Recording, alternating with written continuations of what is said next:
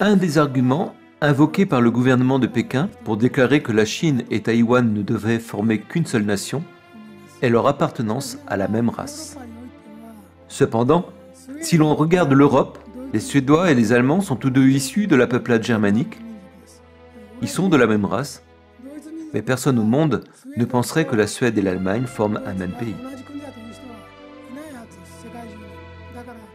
À lui seul, cet exemple suffit à montrer que l'appartenance de certains pays à une même race ne fait pas nécessairement d'eux une même nation. En outre, Taïwan a gagné son indépendance avec la défaite du Japon à l'issue de la Seconde Guerre mondiale. En perdant face aux États-Unis en particulier, le Japon a rendu Taïwan indépendant.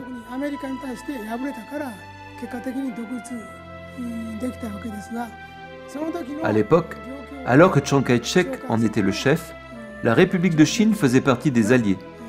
Elle devait donc être un membre permanent de l'Organisation des Nations Unies. C'est ainsi qu'à la défaite du Japon, c'est la République de Chine qui a été proclamée indépendante et pas la République populaire de Chine, RPC. La Chine s'est divisée en deux parce que Mao Tse-tung, vainqueur de la guerre civile 4 ans plus tard, a chassé Chiang Kai-shek à Taïwan. Au regard de l'histoire, la RPC s'est donc emparée du territoire de la République de Chine. Voilà bien la seule interprétation légitime et possible de l'histoire, il ne peut y avoir d'ambiguïté. En bref, la République de la Chine s'est vue voler son territoire. C'est pourquoi la République populaire de Chine a tort de dire « Rendez-nous notre terre », puisqu'elle n'en avait aucune. La République de Chine, victime d'extorsion d'une énorme partie de ses terres par le Parti communiste, se trouve à présent réclamée jusqu'au dernier rempart que constitue la petite île de Taïwan, dont l'État communiste sollicite le retour, faisant la preuve d'une véritable convoitise.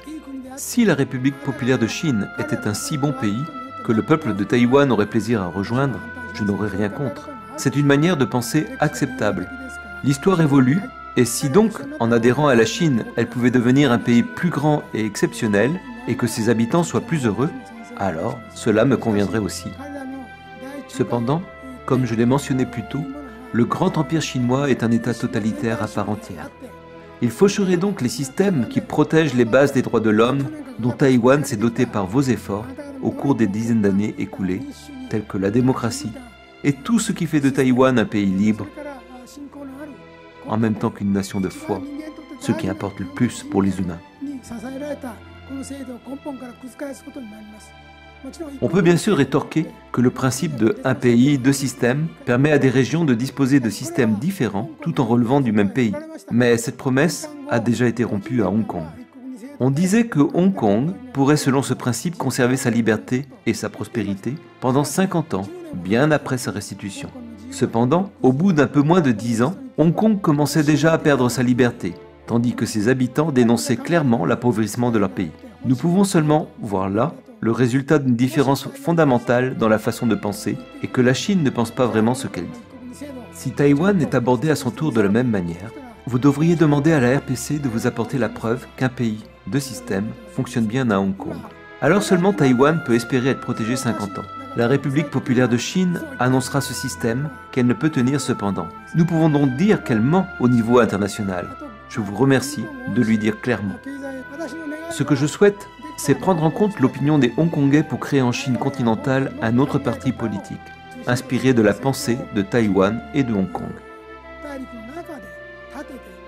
J'espère bien que la Chine pourra accueillir au moins deux partis politiques, le Parti communiste chinois et pourquoi pas le Parti libéral chinois, pour qu'ils puissent débattre d'une politique suivie dans le cadre d'un véritable système parlementaire.